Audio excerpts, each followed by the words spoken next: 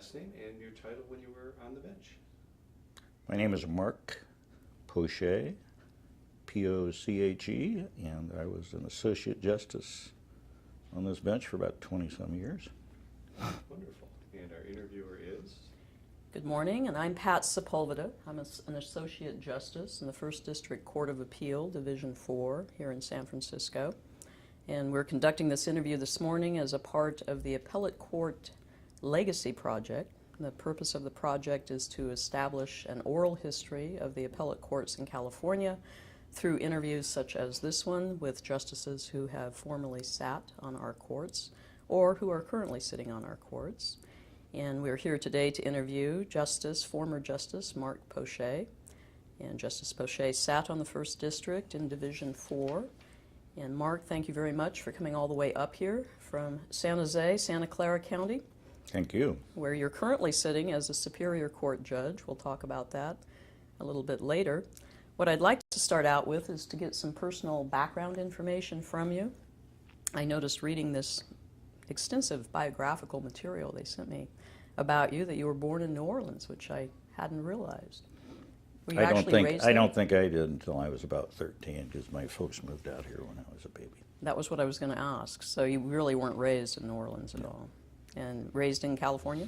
I was raised all over California. My dad was an auditor, and auditors go from sort of failing corporations to failing corporations and try to make them stand up. And so I think the most I stayed in any locality before high school was probably a year and a half. And then high school, where were you then? High school, I had the good fortune to go to Bellarmine Prep in San Jose, which is a Jesuit school, and I stayed there 4 years. So you would probably consider that San Jose area to be sort of your home base in California? It certainly ended up being that way. I did my undergraduate work at Santa Clara, and then after law school in the Marine Corps, I came back to San Jose to practice law, although that surprised me a little bit. Okay. Let's talk about your college days. As you said, you went to the University of Santa Clara, majored in political science, I think? Yes. And graduated with honors from that university. I did. And after that, you did 2 years in the Marine Corps, is that? Yes, it was a program, basically you enrolled during college. You went back to Quantico in the middle of the summer. They tried to kill you. If you lived and graduated from college, they gave you a second lieutenant set of bars, and then they put you through 9 months more of infantry training, and then sent you out in the Fleet Marine Force. So what did you do for those 2 years? I had a real break. I was sent to a small Marine Air Base in North Carolina, which was basically young officers flying jet planes. And we probably had 2,000 troops. And these kids were, for reasons I don't understand, mostly from the South. They were mostly black. The South was purely segregated in '56, despite the Brown decision. And a lot of these kids got in trouble. Well, there were no lawyers on the base except one. He knew that I wanted to become a lawyer, and there was another fellow in the same situation, so we spent the better part of 2 years trying the things that should have been, for the most part, at a general court-martial level, at a special court-martial level, which meant the jury was essentially 3 ranking Marines, and we would trade on and off on prosecuting or defending. So did that experience solidify your desire to become an attorney then? It certainly did. And when did you decide, really, that you wanted to go into law?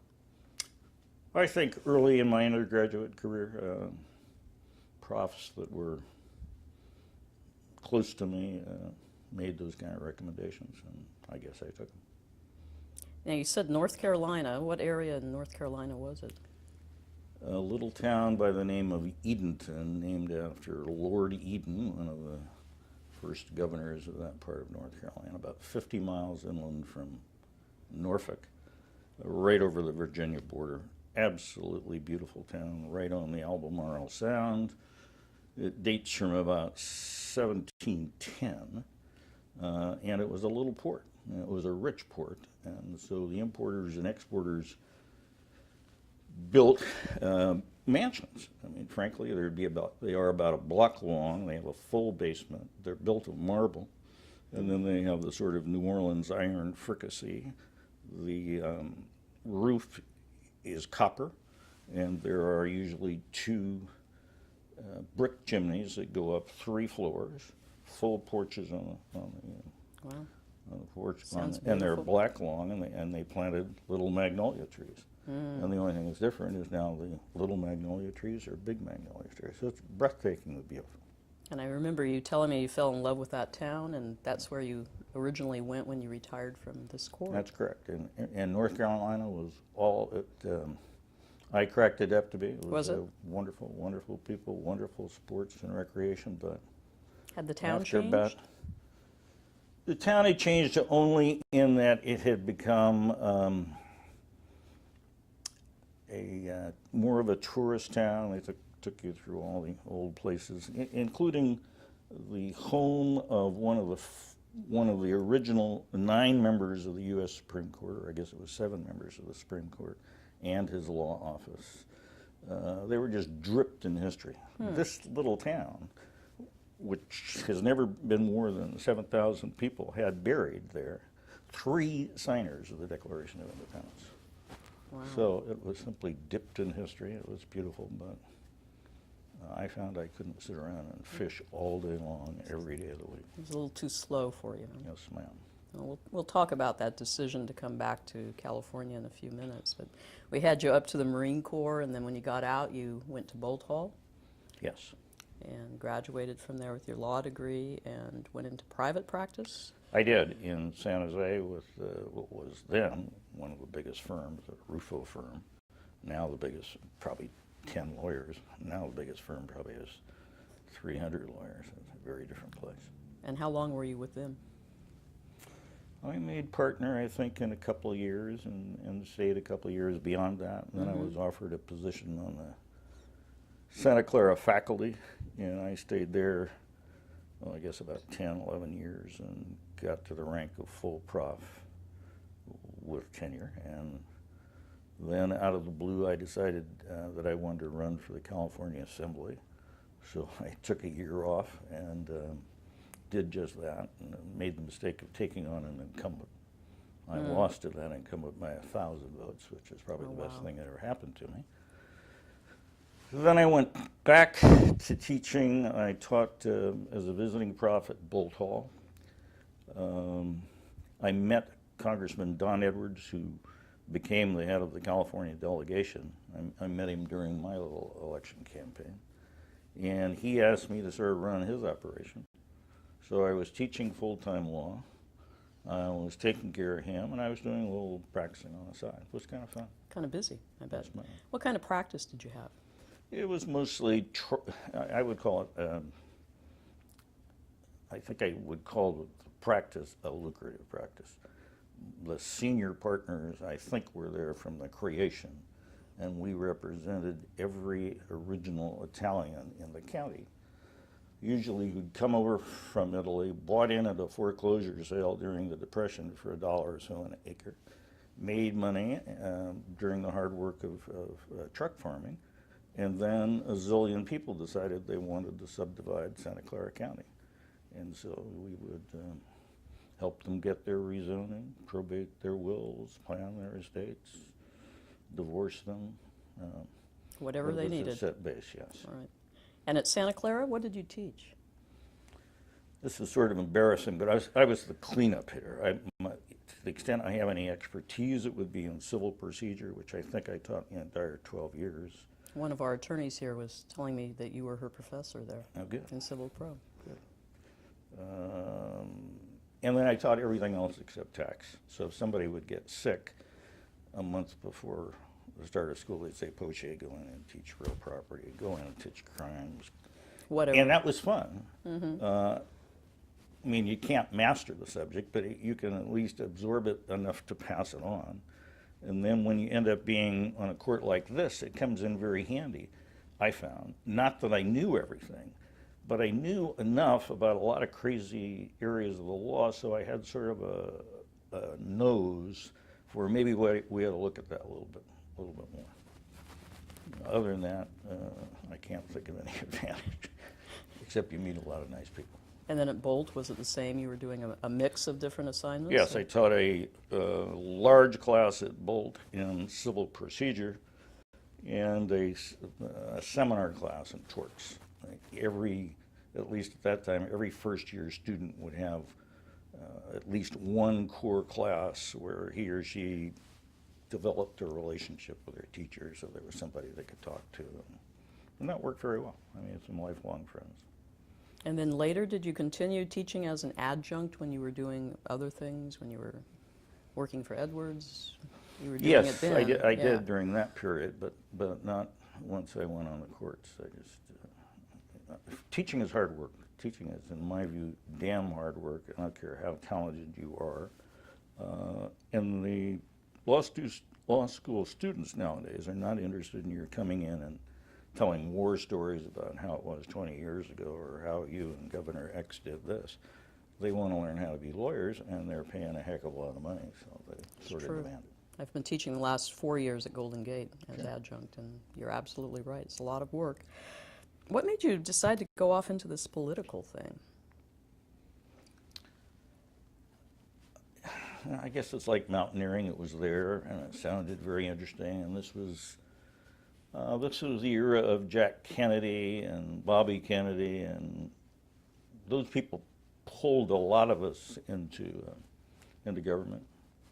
Now, I have this little thing in the back of my head from working with you for a year or so. Weren't you a Republican at one point in your life? I was actually head of the, whatever they call it, the Young Republican Committee when I was in college.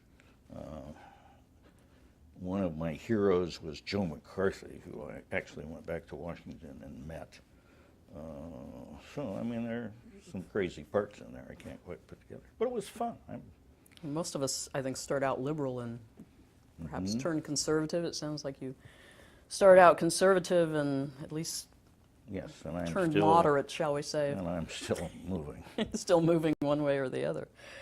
So was Vasconcelos one of your partners? Yes, he was, and he was a friend of mine. He's probably about 2 or 3 years ahead of me in college. He was a friend of mine in high school and in college, so almost the first thing we did when I got to the law firm is he wanted to be an assemblyman.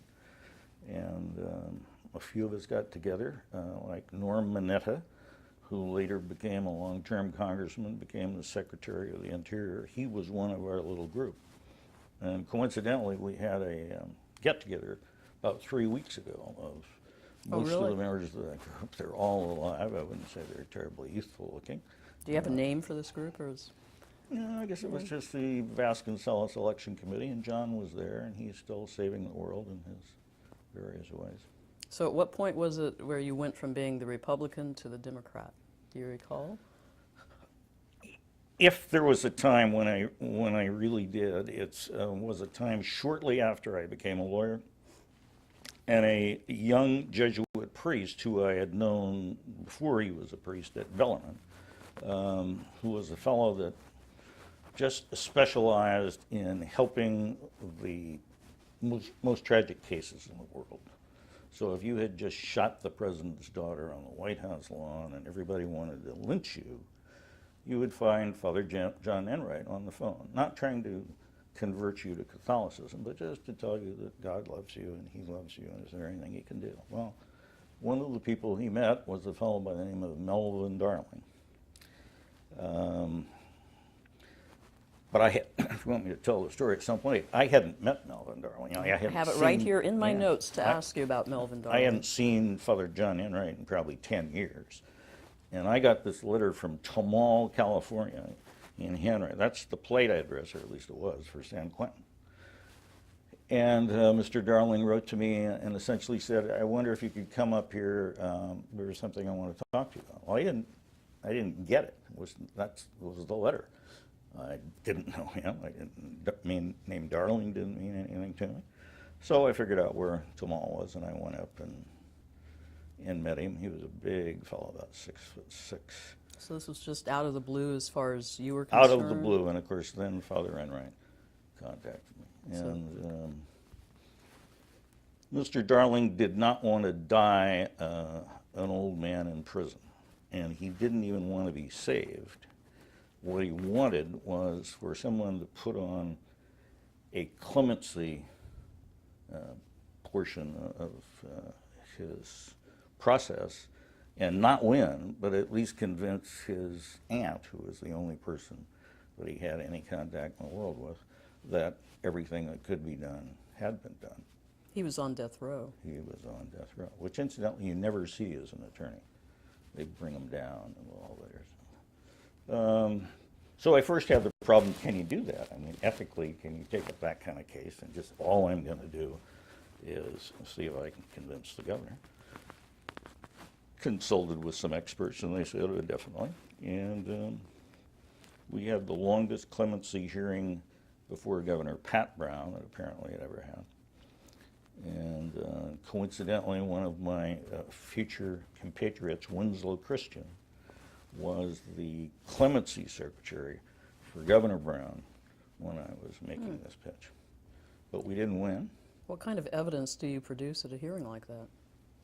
You produce people, you tell the story. I don't want to take up all your time. His was let's see, how can I do this quickly? He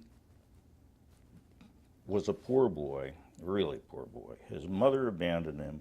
His dad got put in a TB hospital, and he was raised by his maternal grandparents who had no money. All his teeth fell out, for example, and there was no dentistry. He did well in school, but he was separated from the girls because he grew so rapidly that there was a retarded sexual development. So he was embarrassed at that. He was also embarrassed by that in terms of showering with the boys. So he was pretty isolated. But the one thing he had in his life was this idea that his grandparents had given him, that mom was going to come back someday and that she was really a wonderful person and she really hadn't abandoned you. So when he was about 16, he got a letter from mom saying, I'm coming back and I'd like to see you all at Christmas. So he saved his money and he bought her a little ceramic frog. That was going to be the Christmas present. And mom arrived on the scene and introduced this kid to every form of sexual perversion that at least I've ever read about. And then left with a note to the grandmother saying, I don't want to see you or any other of the kids ever again. And she left the broken ceramic frog on the top. Well, that didn't sound like much, but that pretty well broke him in half. So what he did is he was suicidal and he knew he needed help and he couldn't get help. So he took a check from his, I think it was his aunt's, if I remember recalling correctly, her checkbook, went down to the local grocery store and asked to cash it. And when they started processing it, he said, this is a check I stole from my grandmother. So they arrested him. It was his first offense. So they threw him at California Youth Authority, even though nobody had lost any money. So he stayed there for about 3 years. Did very well. Everybody liked him in the Youth Authority. And he wanted to stay there because it was safe and because he got care. And they said, no, your time is up. You have to go out. So he did exactly the same thing again. I think on the day he got out of the Youth Authority, same aunt, same checkbook, same grocery store, only now we're talking about felonies. And he spent most of his young adulthood in prison, mostly at Vacaville, where he was so bright the doctors wanted to help him with all these medical things. And he had a pretty close to a photographic memory. So we called our witnesses. We spelled out that story to the governor. And the crime in question was he went through the same process in getting out of prison. He didn't want to get out. He gets out. He figures he will take a gay person with him, and that will allow him to get killed by the state of California. So he went down to the bar at the St. Francis Hotel. He meets a guy who's wearing a white overcoat and everything's white. And he invites him to his hotel room, which was in the, I want to say Commodore Hotel, which was just north of the St. Francis. They go up to the room, and as they get in, the way he tells that story, he says, your time has come. And he pulls out a little 9mm gun and shoots him. Takes his credit cards. Well, he waits, first of all, because he thinks they're going to pick him up. Nobody picks him up. So he calls Hertz U-Drive. And at that time, Hertz U-Drive would actually drive the car to you, and then you would take the attendant back to Hertz U-Drive. So he has all this guy's credit cards. His shirt is covered with blood. He figures he'll be picked up going through the lobby. Who comes out from Hertz? I remember this in the transcript, but Miss Candy Bar. And Miss Candy Bar from Hertz delivered the car to him. He took the car to Reno, used the guy's credit cards again, played the wheels, then took the car down to Las Vegas. When he got to Las Vegas, he went in one of those recording booths that we used to have, where you go and make a little 3-minute record for $2.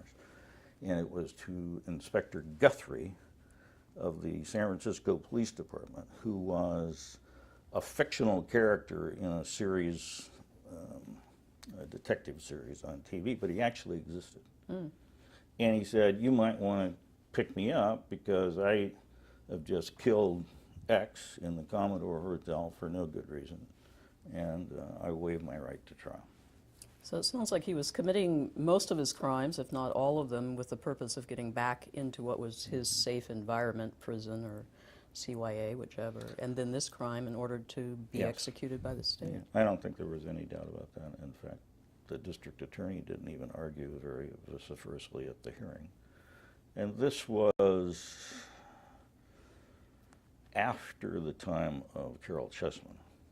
And it was a time when I had met Governor Brown, because essentially I taught one of his children. And, but I didn't have any relationship with him. I didn't try and pull any strings, but he had been through the Chessman thing. And he was not going to be pardoning anybody. And I don't blame him. I mean, I don't criticize him for that decision. I think those are god-awful decisions for governors to make. So you lost that hearing, and then I understand you actually attended the execution? He asked me to, he asked both the priest and I to come to the execution, and we both said, well, thanks very much, but, you know, we'd like to remember as you are. And he said, you know, this is as close as I'm going to get to a deathbed, and you're the only two people in the world that give a damn about me, besides my aunt.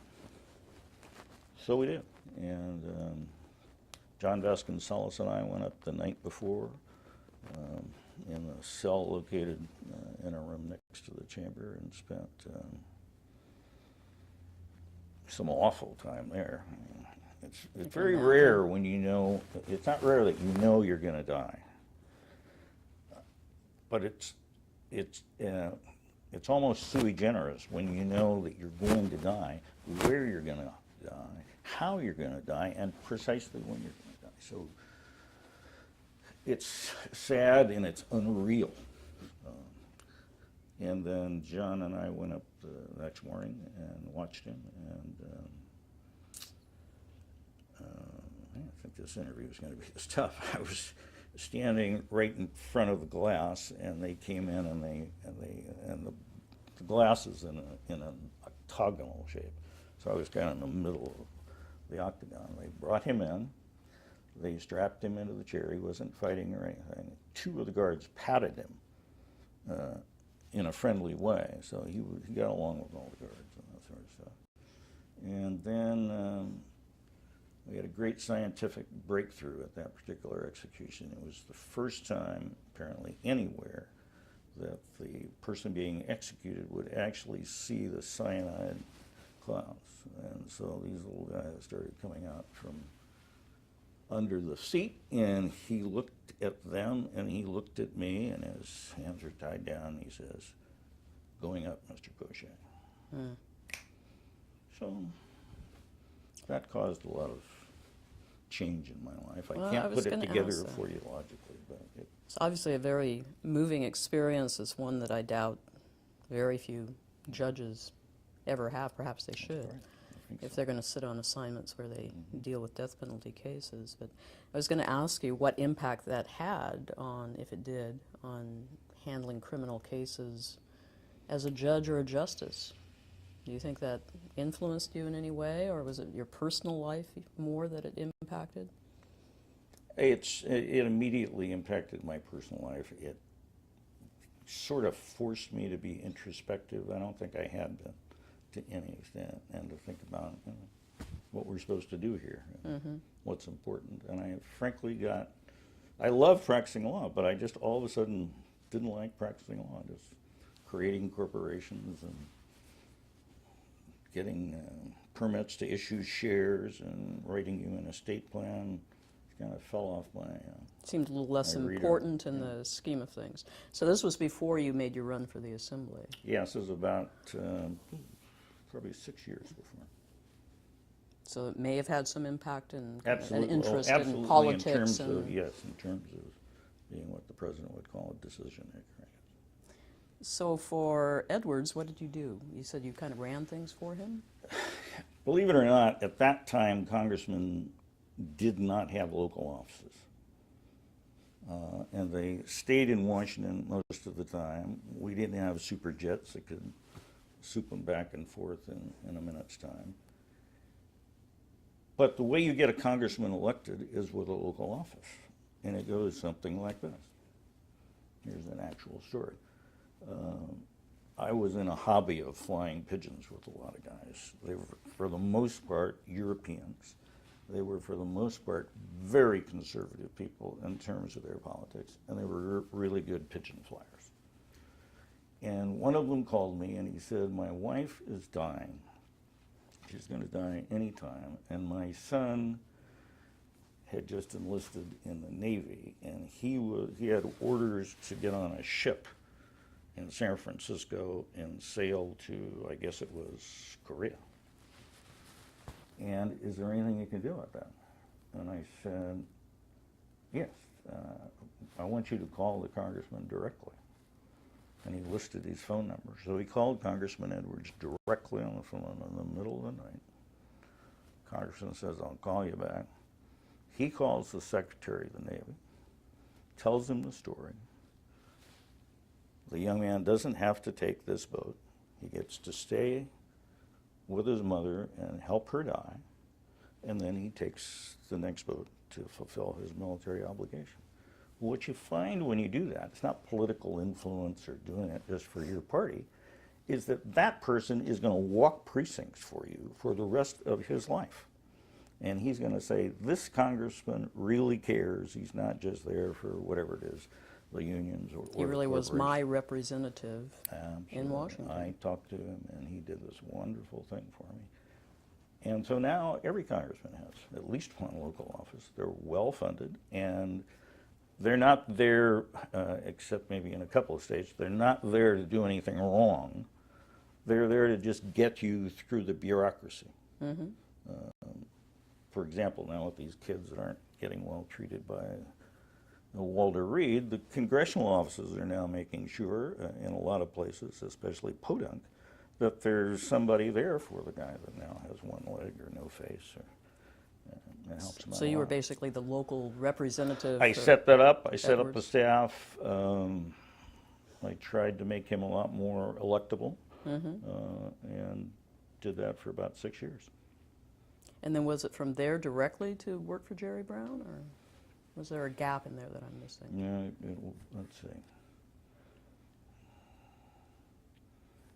I guess it was there directly, Was it? because I was teaching law and I was working for Don Edwards. And we were having a party for Jerry at my house, not with him, but for him on election night. And that was the night my father died. So I was sort of cut out of the celebration and cut out of a lot of other things. And I got a call on election night from him about midnight. And if you've ever been around Jerry Brown, he's not into protocols. When you have a phone conversation with him, he's just continuing the last phone conversation. It may have been 2 years ago, but that's the way he operates. So he will pick up the phone and say, not, "How are you, Mark, and how are your wife and kids, and how's Fido?" He'd just pick up the phone and start talking directly to the contract you were talking about 3 years ago. And he said, "Well, when are you coming up?" And I said, "Well, Governor, I'm really pleased you gave me this private invitation, and we're going to be up there." "Oh, no, that's what I'm talking about." He said, "I want you to come up." and be the director of finance of the state of California. And I said, I can't do that. And he said, well, why? I said, because I've only taken the basic course in accounting, and I really don't have clear, the difference between debits and credits. He said, well, that's okay. Come up anyway, and we'll introduce you to all the Reagan people. Come up before the swearing in. So I did. I went up to Sacramento. Actually, I went up in the company of one Rose Bird, but that would get us into another interview. And met Ed Meese and all the people that ran Reagan's office, and they were all very helpful and nice.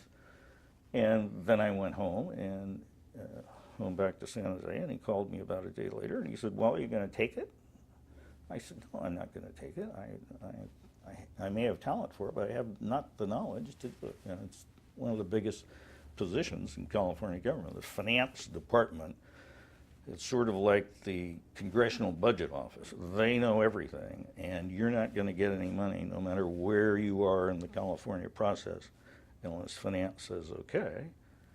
And so they have very, very talented people, CPAs, actuaries, that kind of stuff, and they, at least my governor, dealt with them probably half of every day he was in office. So instead he said, I'll tell you what, I want you to be my legislative secretary. I knew what a legislature was, and I know what he was, and basically being legislative secretary for this governor was just the job of introducing him as a human being to these 120 other human beings, most of which hated each other because they'd run for governor, and they saw the only reason he ran is his dad was governor, and he's a snivelly little kid. You knew Jerry because you taught him? Yes. Catch that back in the... He was, when I was a senior in college, I would emphasize that I came from a poor family. And the Jesuits had given me a scholarship all the way through, and they came to me and said, we got a plan. We want you and another friend of mine to live in a residence hall with the incoming freshmen and essentially make sure they don't burn the place down. So we had this very interesting experience where I had about 100 young men, some of whom I got to know very well, and they're lifelong friends. And then there was this unusual individual, Jerry Brown, who would walk down to our room usually about 10 o'clock at night and want to discuss the difference between Kant and some Greek philosopher. And fortunately, we were seniors, and we could say, well, that's very interesting, we'd go to bed. So that's how I met him, and I was coincidentally with him at very important times in his life. So when he left the Jesuits, I had just gotten out of the Marine Corps, he phoned me and said, I've left the Jesuits. And I said, that's fine. And he said, can you put me up? Because I'm coming by Berkeley to talk to the registrar. And I said, sure, we'll eat at about 5 o'clock in our little rabbit hutch.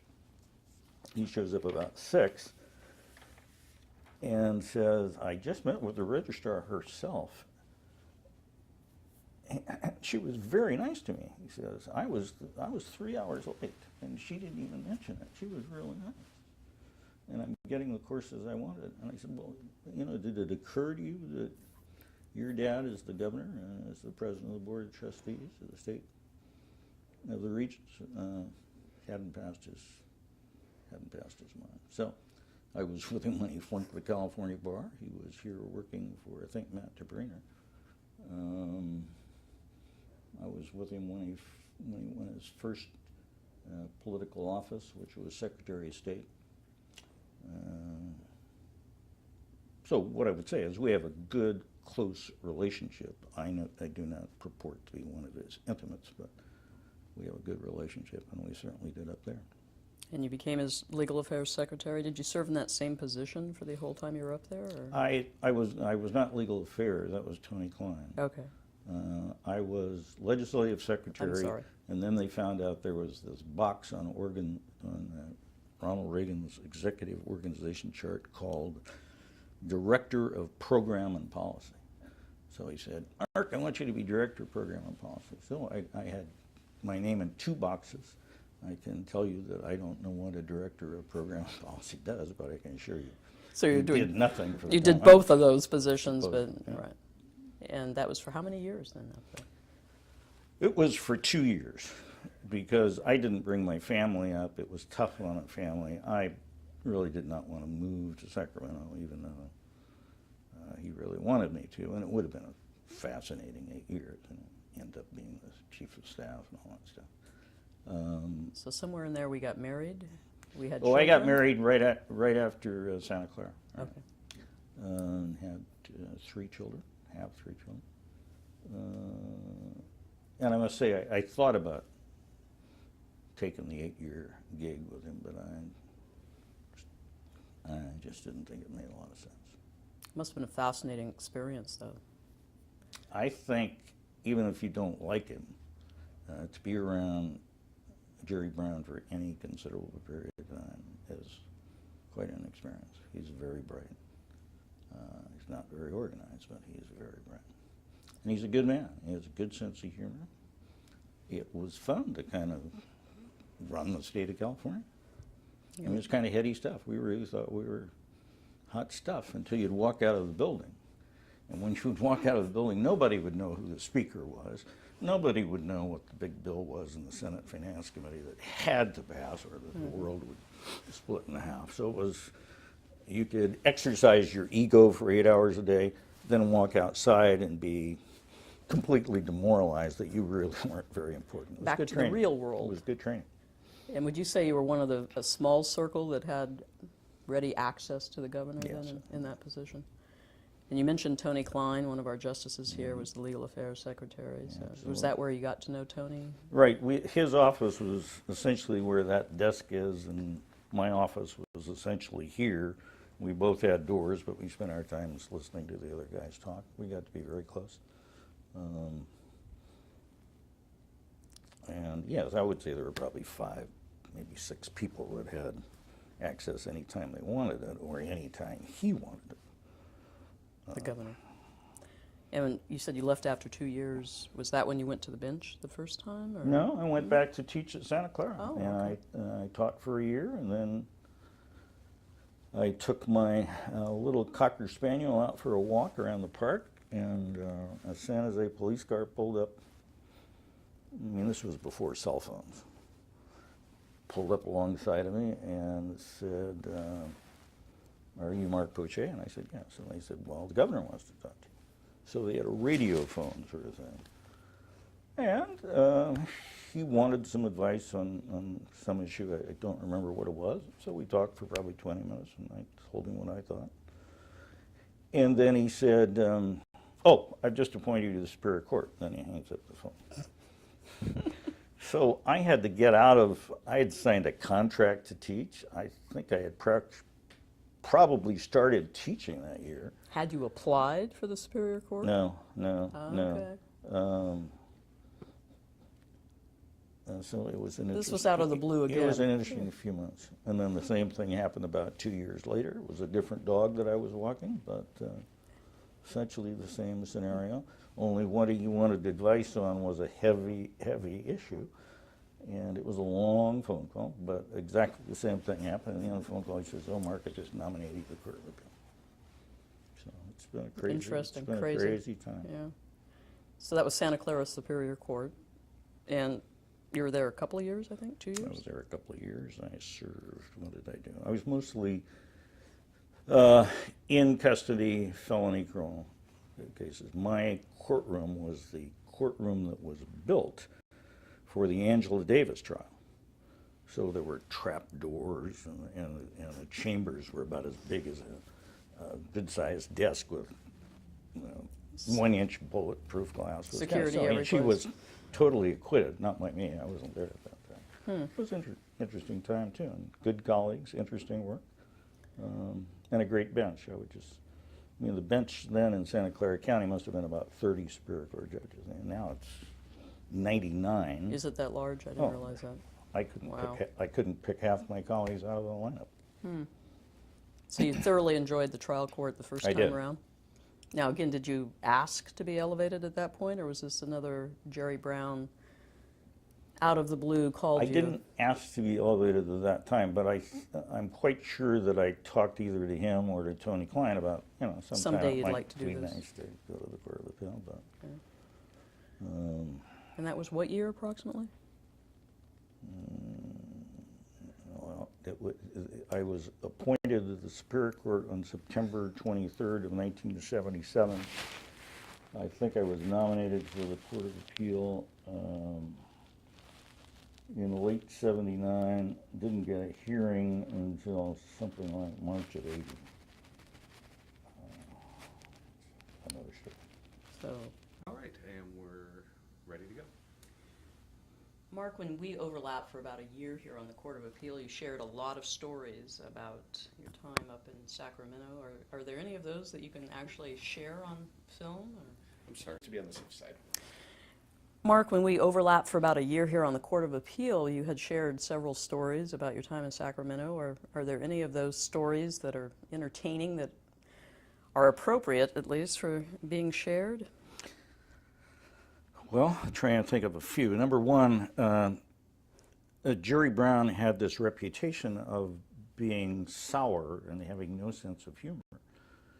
And at the same time we're reading this in the papers, we were, three of us were in there at night with him. And I don't remember what it was we were discussing, but he was leading the conversation. And it got so funny that all four of us ended up on the floor holding our stomachs because we were laughing so hard. I kid you. But you couldn't get anybody at that time to believe that story. It happened to be true. I can tell you a story about Mike Hanlon, who was the PJ here, and your PJ and mine, and he was also a Bellarmine boy behind me, and he also apparently joined the Jesuit order with Jerry and also left the Jesuit order. He was sitting on the Superior Court. I beg your pardon, he was not sitting on the Superior Court. He was sitting on the Muni Court, and he wanted to be on the Superior Court. And that morning, I was dealing alone with the governor at his long desk, and we were all kinds of legislation we had to go through. You're going to sign it, you're going to veto it. And this was time to get it to yourself and the governor. You really had to fight. You had to straight arm people because this stuff was going to become law without your signature if you didn't. So I had done that infighting. And all of a sudden, Tony Klein comes through the door, as we all know he can, and he's got a bunch of commissions. And his message is, Governor, essentially you got to sign one of these. They're going to kill you in the press if you don't give the Superior Court of San Francisco a Superior Court judge. You're going to get all kinds of bad press. And Jerry grabs these commissions, and he doesn't deal with Tony. He grabs through them, and he gives me a commission, and he said, "Is that the guy I was in the Jesuits with?" And I said, "Yes, I think it is," and he's a good guy and a good judge. So he takes it, he puts it down on his table, and he has a big black felt pen, and he signs it and dates it. And then at the top he puts, I don't know if you ever saw Mike's thing, AMDG, period after each. That's the Jesuit motto, ad maiorem Dei gloriam, all things for the greater glory of God. And I think Mike sort of puts that one over in the side. I was going to say, is that framed somewhere, I'm sure, for Mike? Well, there were other things, like he did not want to appoint judges during the first part of his term. He wanted to see if, don't ask me to explain that, but he wanted to see what could happen. And it started to happen. And he decided, well, okay, he would start appointing judges. And he started phoning municipal court judges at about 4:45 on Friday. And in some of those cases, the phone would be answered after many rings by a clerk saying, well, no, Judge isn't here. Can I say who's calling? And you see, yes, just on the Governor of California call. And thank you.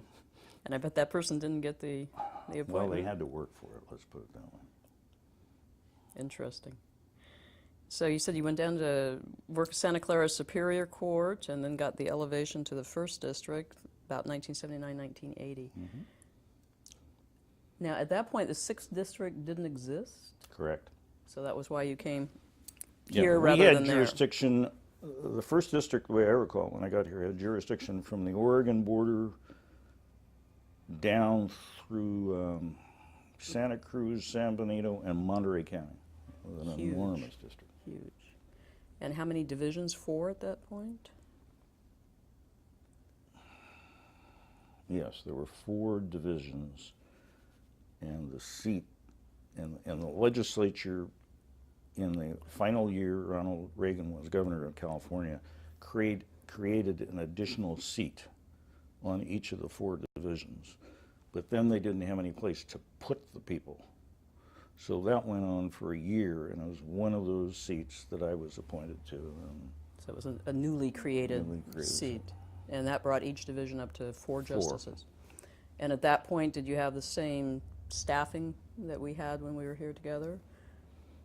No, when I got here in 1980, just to give you an idea, as you discovered in your year with me, I like to write and rewrite, and I had a very pleasant secretary, and I'd really never been in her office because we just started on this thing, and so I'd be writing a decision, and she'd type it out, and I'd decide that this paragraph really should go here.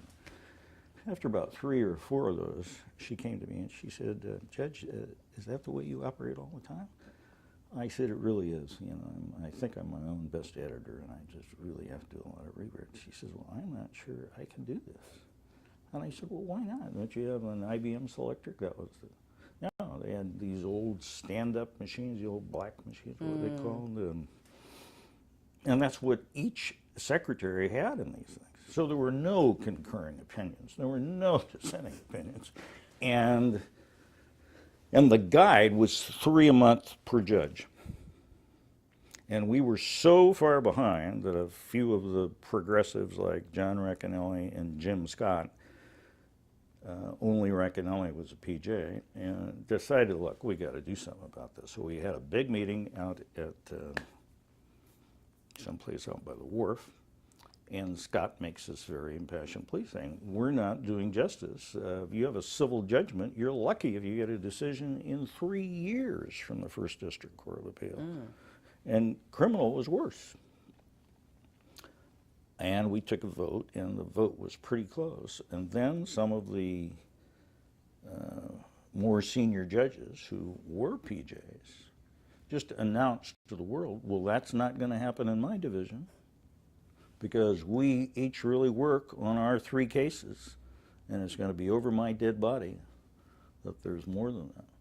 So to get this district current took a lot of work, and quite frankly, for those that did it, people like Winslow Christian, Jim Scott, John Racanelli, and probably a lot I'm forgetting, they really had to take on the judicial establishment. And that's when it started to change. There was no law librarian. There wasn't much of a library. Of course, there were no computers. Right. Did you have research attorneys? You had one research attorney, and that person could stay with you 2 years, because at the end of 1 year, you could do something like bump them 5%. But they weren't permanent employees. Yeah, and then the evolution was a few years later, we convinced the legislature to give us, the judiciary convinced the legislature to give us an additional one. And then it seems to me the year after that, we convinced them to make the first research attorney a career position, so you could hire somebody really good and keep them. And then years after that, the same thing happened with the second. And I can't remember about writ attorneys. I really don't know. I've lost any memory of when they fit into the position. Did they have the big central staff of attorneys for backup? At that They point had still? a central staff, and it produced a lot of work. And it was, I think it was always well run in terms of the principal attorney. The principal attorneys that I can remember during my tenure were very talented attorneys, but it had a way of sort of running itself, and then you'd be handed an opinion that you were supposed to sign and get a couple of other signatures on. So it didn't always work out that way. But they were good, and they helped us. And then the idea of central staff fell out of favor. And there were, it seems to me, about the time I was meeting you and then leaving the court, the central staff was very small. It was, I think, just a few. Like we had an expert 3 in or workers' 4. comp or something, PUC and and somebody else doing Wendy's, which is no longer being done. So there were a lot of changes in terms of the staffing, technology, obviously, over those 20 years. In the 8 years I've been here, I've seen quite a few changes in terms of my colleagues in my division. You must have seen quite a change during your 20 years here as well. When I arrived, I think the average or median age of a member of the Court of Appeal was pretty close to 70, and at 70 you had to get out then under the law. They were, for the most part, at least in the early part, very talented trial judges who really had reputations as such. They had one research attorney. They had a glass door like that so you couldn't see in. Their secretaries had glassed indoors, and they were typing 3 opinions a month. And then things started to change. And I think that change was initiated by Jerry Brown because he was appointing people who were much younger. And the people that followed him, George Ducamagian, Pete Wilson, and so forth, I think kept that up. You don't see a lot of people being appointed at 60 or 65 to the Court of Appeal. It's a mix. And I think it's a When much you started, more, were there any women on the court? Oh, if there was a, let's say, Santa Clara County, we had one woman. How about up here? Up here, there were no women when I got here, but Betty Berry Deal was appointed by Jerry Brown while I was here. And then at the end of my tenure, you people were taking over the place. We're taking over the place. Trying to, anyway. But on the Superior Court, when I first joined it, one woman,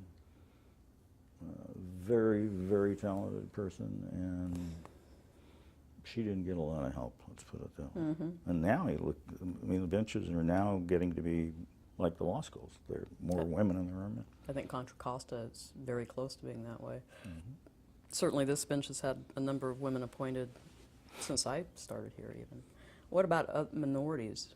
Has there been a change, or was there a change over your 20 years or on the Court of Appeal? Clint White was here.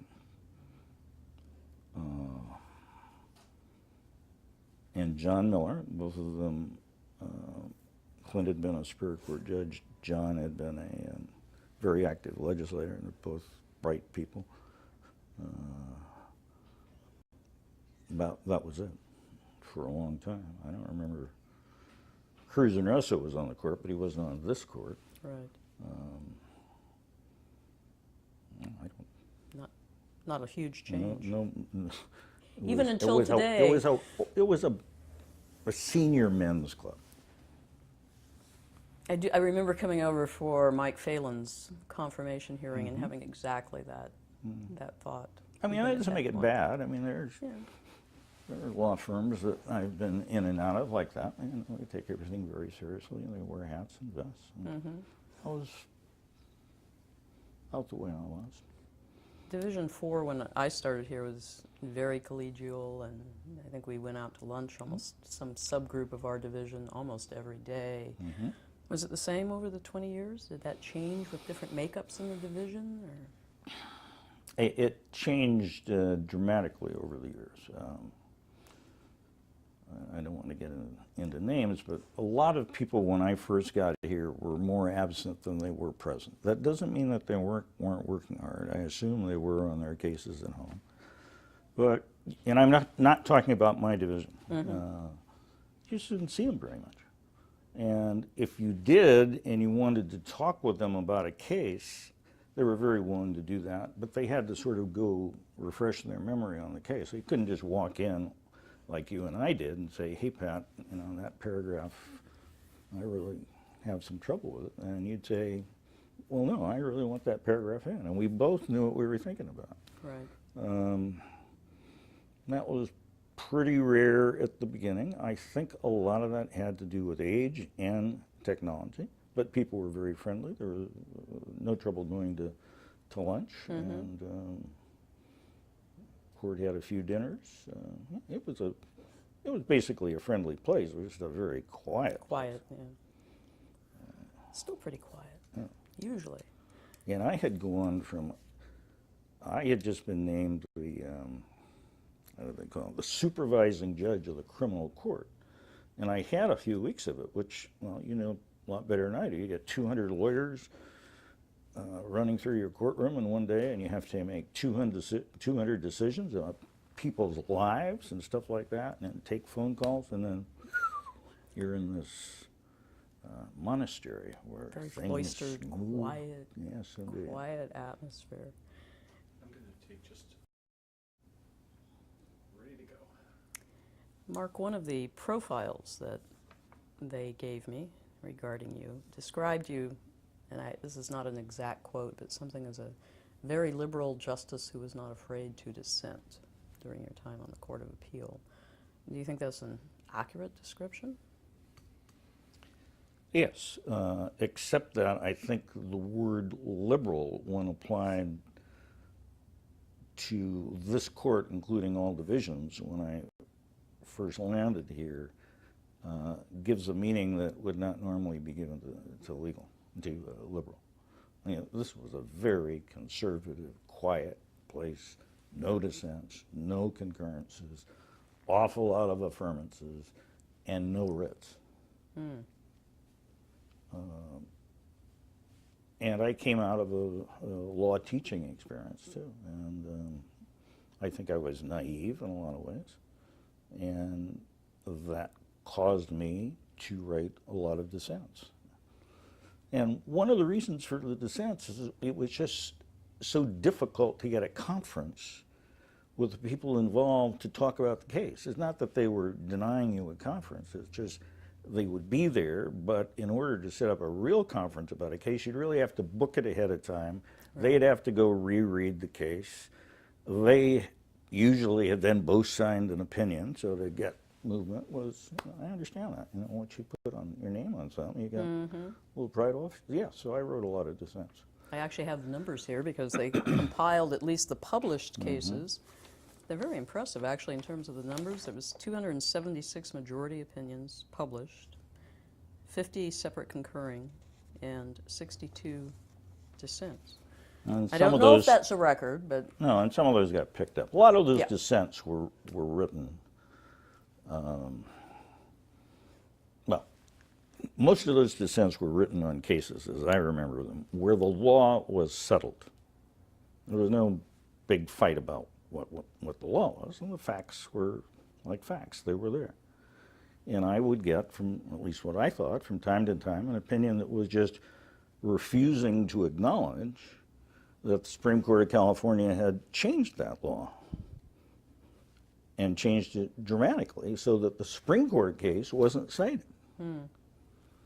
Well, if you're sitting on the Supreme Court and you really meant it last week when you said the sky is green, and these opinions are all coming out saying the sky is red, what are you supposed to do? Take the case and say we really meant red? They don't have that power, as I understand it. Be a waste of time. So I wrote the dissents really for the purpose of getting the cases depublished. That I would have reached a different result because of X.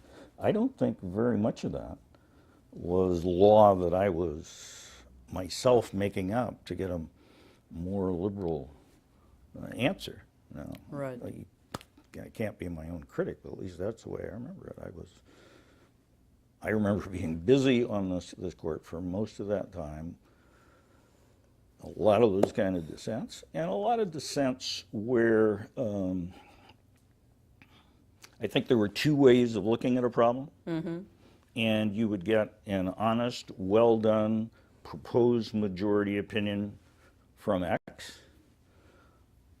It's a law you didn't know anything about. You'd study it, you'd do your own research, and you'd come up with something absolutely different. You would then, both of those opinions would be given to the third party, and I made it a point of never mau-mauing a third party. I figured if my third judge wanted to ask me about my opinions, I'm available, but I'm not going to. I think I did that. I don't You think did, and I actually very much liked that practice. And then the third party would make a decision. In one particular instance, I remember that party went with X 4 times in a row, and 4 times in a row, the Supreme Court viewed it the way I viewed it. One of them was a very interesting case, but that's not a criticism of X. Mm-hmm. The law was really in flux, and you could go there either were just way. 2 different ways of working on it. And sometimes I would do that just because they ought to both be fleshed out. I mean, I think that helps the Supreme Court when you've got a case in a new area of law, let's say abortion or something like that. Nobody knows what the heck the answer is or how it can be looked at. You almost have an obligation, it seems to me, to raise the other side at least fairly. But what I've described to you, I think, is not meant as a criticism of the people that wrote those opinions. That is what I think courts of appeal ought to be doing, really thrashing out the facts. There was one of those cases I noticed in here that caught my attention involving the Boys Club of Santa Cruz. That's right. Where you wrote a dissent. It was whether or not the Unruh Act applied to the Boys Club, and the majority apparently said no, and you said yes, and it went up to the California Supreme Court. And what caught my eye in the case was that the Chief Justice, Rose Bird, wrote a separate concurring opinion solely for the purpose of complimenting the dissent that you had written in that case.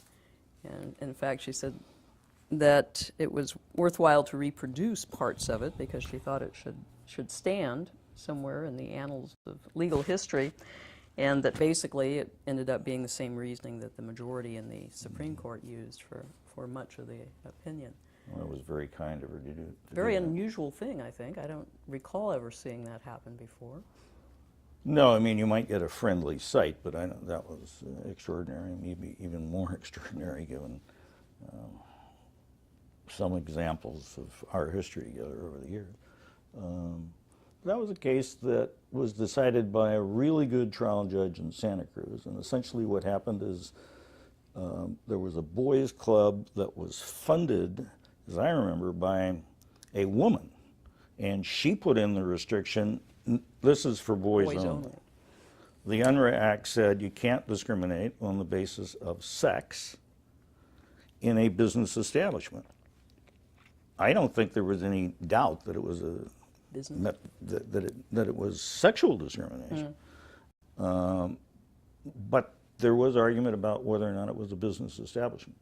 And while we were trying to decide that case, the California Supreme Court came out with a case in which it found a very small homeowners association, which had, I think, an annual membership of something like $50, to be a business establishment. Well, these kids were paying $10 or $20 for their memberships to swim in the pool.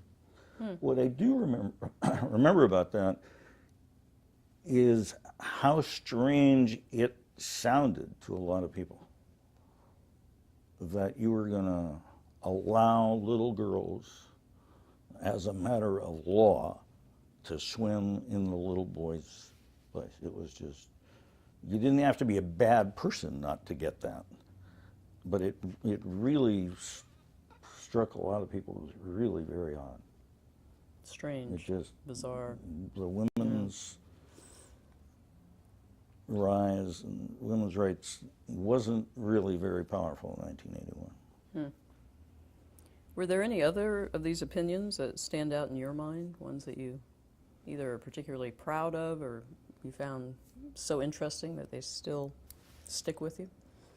Well, I'll tell you the opinion I'm most proud of is that there's no record of it. It was a case of a guy in Vacaville. I think he was a lifer, and he needed a liver transplant. And he petitioned the Superior Court for a hearing on that. And the policy of California prison system, I think, was to give kidney transplants. But he said, I am the meanest son of a gun in the prison system, and nobody likes me, and it's with good reason. And that's why I'm not getting a kidney. I've got donors, and I can't get a hearing in the Supreme Court, and can't get checked out. So I went into Carl Anderson, who was the PJ, a long-time friend. We often differed on the law, a long-time friend. And I thought to myself, am I going to be able to convince Carl of this? And as I walked in the door, he turned to me and he said, Mark, did you see this case? I said, yes, I did. He said, we got to do something about that. So Amazing. we issued a writ for a hearing. And the Superior Court in that county did not grant a hearing. So the guy wrote back to us and says, hey, I'm really dying. And we just invented a writ. It's called a writ to give a kidney transplant with no delay. And there was a dissent. And then for years, we would, Carl and I would get Christmas cards from, he would describe himself as the meanest guy in the prison system, thanking you for life. Thanking you for his kidney. Yeah, I mean, cases that meant a lot to me were the Boys and Girls Clubs. Incidentally, the Boys and Girls Clubs of Santa Cruz, Inc. then changed after the Supreme Court said they were protected by the Unruh Civil Rights Act. And the woman who was funding them changed her mind, too. And it became a national movement. So there aren't any girls' clubs anymore, or boys' clubs. It's the Boys and Girls Club of America, Inc. Oh. And every time I walk by one of those places, I figure I have done more for teenage sex than probably anybody else that's sat on the Court of Appeal. We had one arising out of the taxation of real property belonging to a county but outside of the county, and it was essentially the Hetchy Water Project, which supplies San Francisco with all its water. And San Francisco decided that because Proposition 13, I think it was, that limited the amount of increase in your property tax to 1% per year, applied to this thingamajig. And the law was obtuse, simply obtuse. There were 3 or 4 sections in the California Constitution that deal with how you appraise this property and stuff like that, but you'd really take a couple, or I warn you to take a couple of Excedrin before you go to those things and try and figure out whether or not 13 fits in. That was the question. I wrote an alternative majority opinion, and I said it does, and the Supreme Court bought it. And to this day, San Francisco has not given me a statue of myself on a horse, because I think I saved them about $40 million a year on that case. Yeah. But it was fascinating because it was so obtuse. That's what I find. I didn't really care about who won or lost, but it was just a question, does the stuff fit together? Did you enjoy, do you think, the writing more on the Court of Appeal, oral argument? The thing that I liked most about the Court of Appeal, and I think I understood this while I was here, was the quality of lawyering that we had in this division. And not only the staff that I was so fortunate to have over the years, but just the quality that was around here, and being able to get in legal discussions with those kind of hardworking, sometimes absolutely brilliant people. And that's where I spent most of my time, at least with my crew. We would just bounce things around. So I had Melissa Crowell, I had Morgan Prickett, I had Penny Buckley, I had Mary White, really very talented people. And they spent a lot of time writing too, but the thing that you asked me what I enjoyed the give and take with them. The give and take, and really tearing up a case apart, whether it was our proposed opinion or somebody else's. And it was just very enjoyable, that's all I can say. I enjoyed writing too, but you know better than I that it gets to be a load. Did you do a lot of your own writing? Yes. And would you say, did you write all of your dissents or most of your dissents yourself? And I would write a substantial part of most of the opinions. I'm not saying from, I dissent on down, but Right. the guts were substantially mine, with a lot of help. I mean, And I think that's fairly uncommon from what Mm-hmm. I understand. Well, you have to come from that kind of a background. Superior court judges are not trained, nor do they have the time to sit down and write long opinions. They're trained to make quick decisions about matters that nobody knows very much, and then go on to the next case and hope to hell it was right. We have the luxury of time. We have geniuses to help us, and we certainly have them, and it was fun. And I have to say, oral argument when you were here was also fun, and I miss engaging in hypothetical questions with you, much to the chagrin of one of our colleagues who's still here, who still kicks me under the table if I try to ask a hypothetical question. But did you enjoy oral argument? Or? I enjoyed oral argument, and I found that oral argument really affected the way I voted on a number of cases, and also affected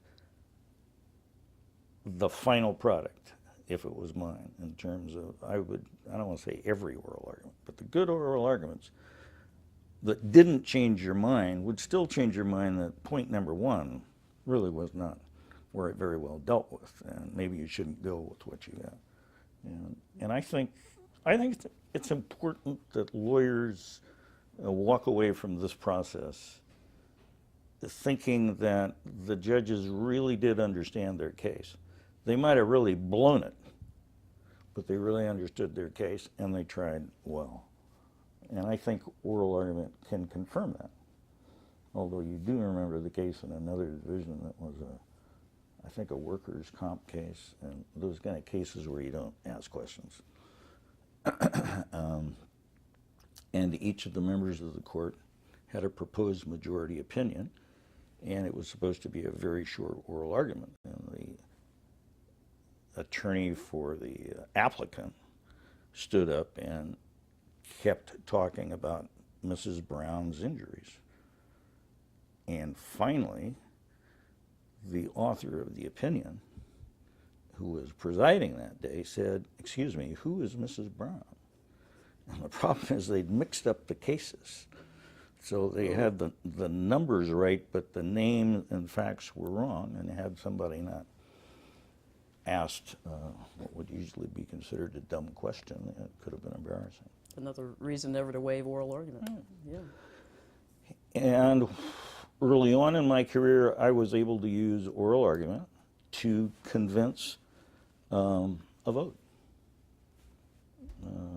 from getting honest answers from the attorneys involved on a particular case. It was a criminal case, and I really don't remember what it was about. But And when you have good attorneys, as you say, there's nothing more stimulating and nothing that will hone the issues more clearly, I think, in your own mind, than to have that kind of discussion, that back and forth.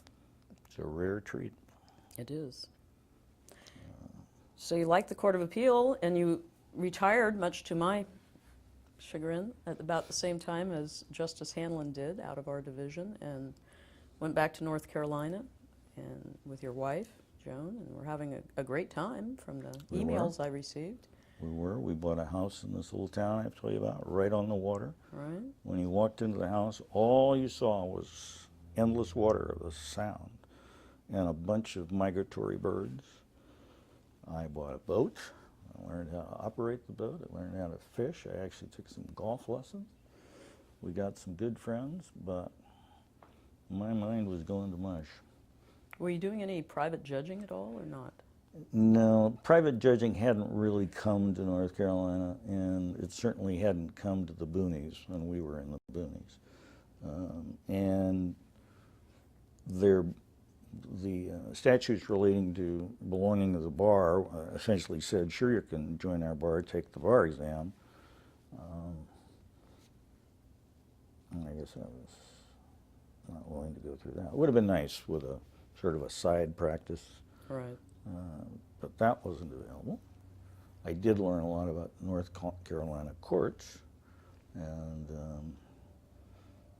and some of the North Carolina police, but I wasn't given the opportunity to be a judge. And so the opportunity came in the form of conversations with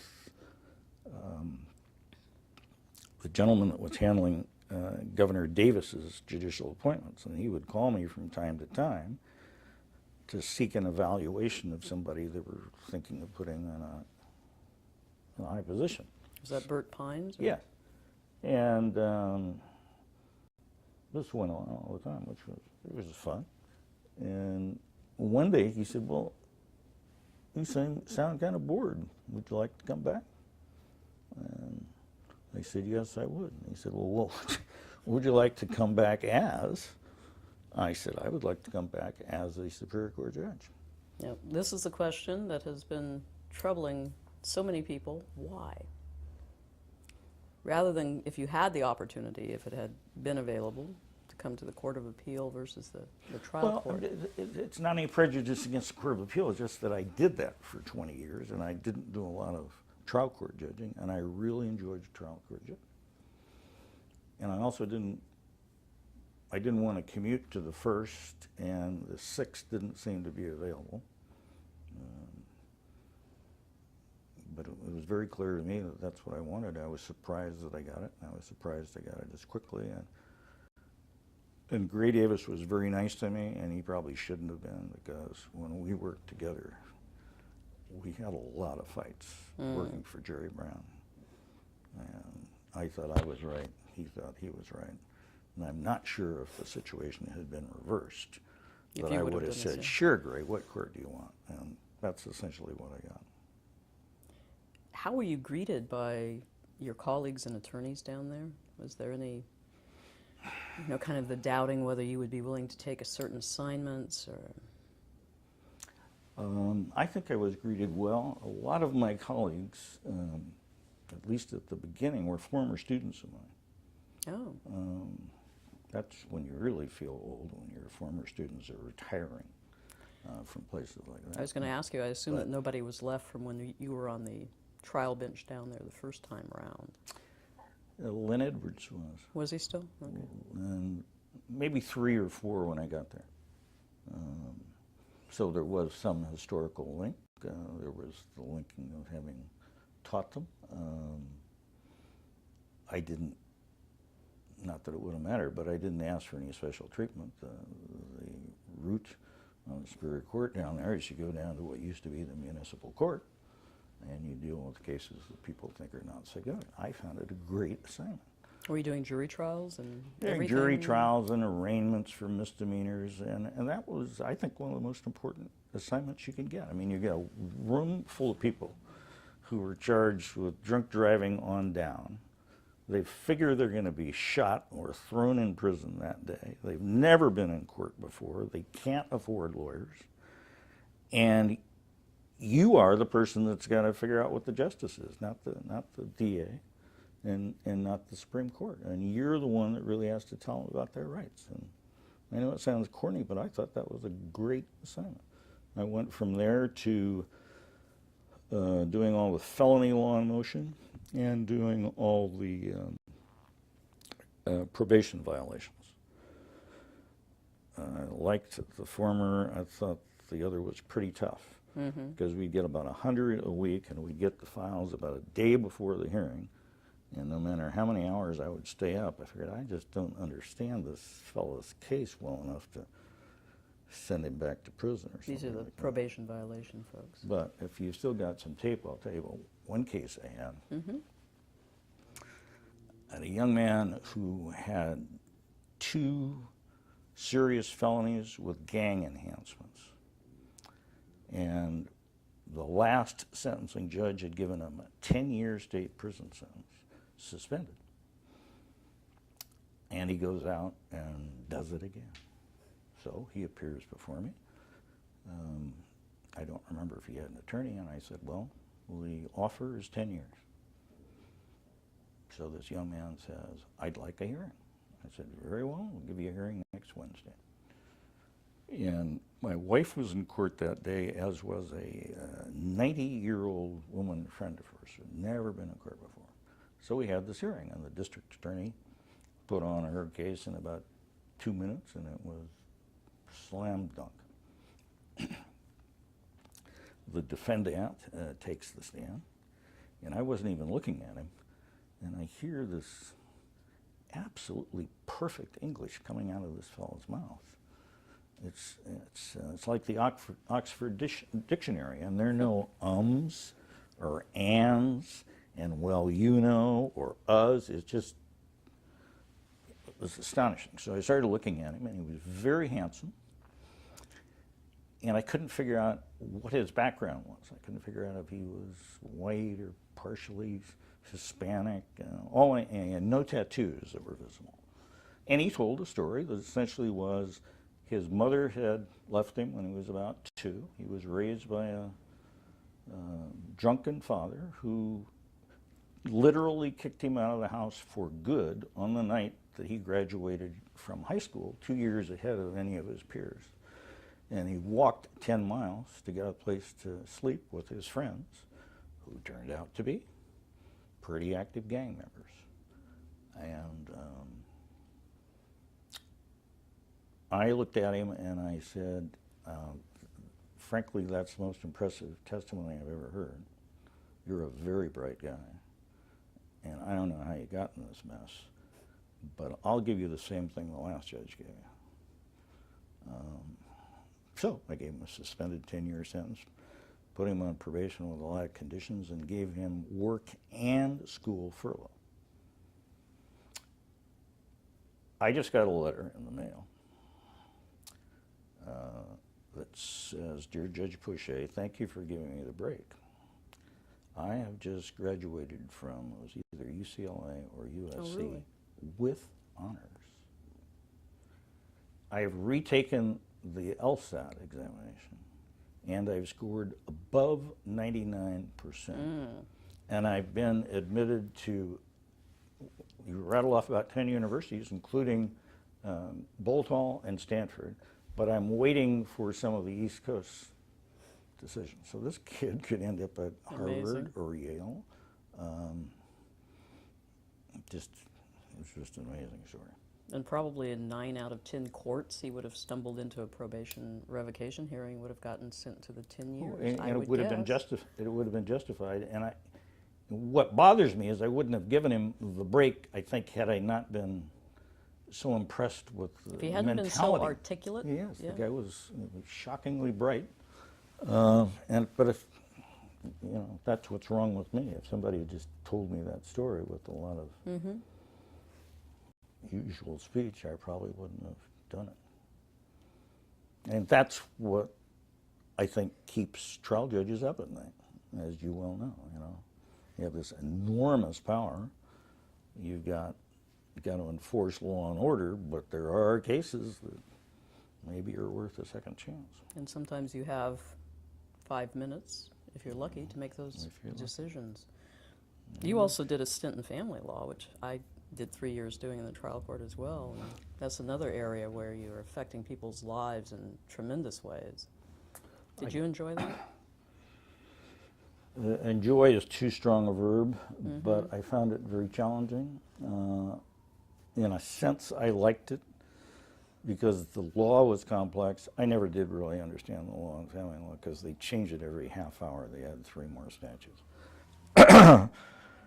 And you have to deal with a crowded courtroom every time you turn around. You have to deal with a lot of cases every time you go down there. You don't really have very many trials.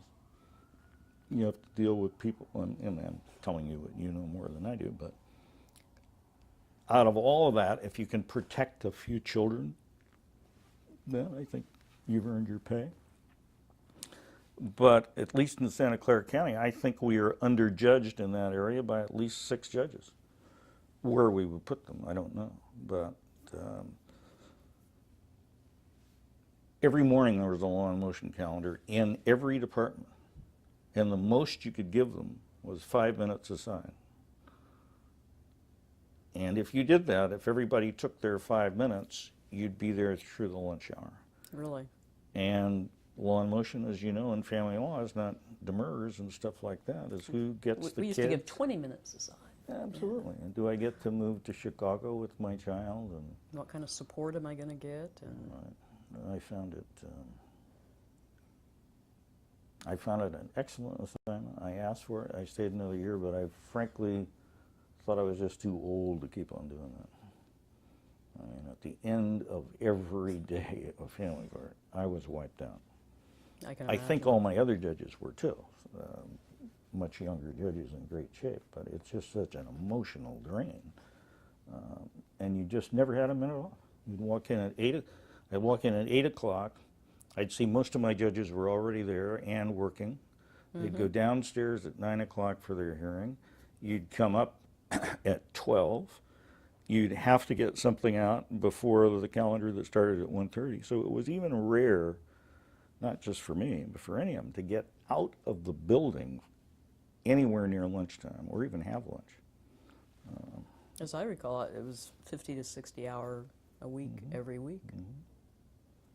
Doing trials, writing decisions, and doing those calendars. But now you're doing civil, or have been for a little Doing bit? civil, supposedly civil jury, although in the last 3 months I think I've seen 2 juries. A lot of them are just to the courts. But as I said, you do dependency law. I think I told you walking up here that I had a case yesterday involving a woman who set up a trust, bought an insurance policy for $20 million, and died in an automobile accident. And the question is, has the trust been well taken care of? The week before that, I had an UNRRA Civil Rights Acts case where the defendant admitted that he would not do business with this particular gentleman because he doesn't do business with, his words, not mine, terrorist Zionist Jews. So there's a lot of diversity, and it's fun. I love it. I hope I can keep doing it. And I know you talked about your bird racing. You don't do that still, I take it? No, I live in a different place, and you have to have some space for pigeons, and I don't. Still traveling and doing photography and I am back being a serious photographer, and we took a nice little cruise to the Greek islands a few months ago, and in about 10 days, we're going to take a quickie to China, because Joan's never been to China. Oh, So good. get a little of that in. Good. Finding enough time for that, or are you just make it, you just block it out. ever contemplating retiring again? I haven't faced it. I mean, I think I will retire when my bailiff or my clerk comes up to me, as I've told them to do, and said, Judge, It's time. you've had a run, but you're starting to drool. And so far, they haven't done that. I don't think that'll ever happen. Do you have anything that you'd like to cover that we haven't gone over? No, I want to emphasize that I really liked this work on the Court of Appeal and really liked the people I dealt with. There was one gentleman that I really did a lot of dissenting with, and after he left this division, I became very close to him. And that was the only person that I really had, and I think he had with me, some real personality problems. And I was glad to put that together, and Good. and the talent really increased the longer I was here. And the hard work really increased the harder I was here. And the quality of the staff and the librarians couldn't be better. And it's an awe-inspiring job. I'm really fortunate to have been poor and known a governor and was able to do this kind of work. Well, we would have loved to have had you come back here, but I'm glad that you came back Thank any you. place in the Thank you. judiciary. Thank you again for taking the time, coming all the way up here, and missing all those jury trials. It's been a real pleasure. Thank you. Thank you.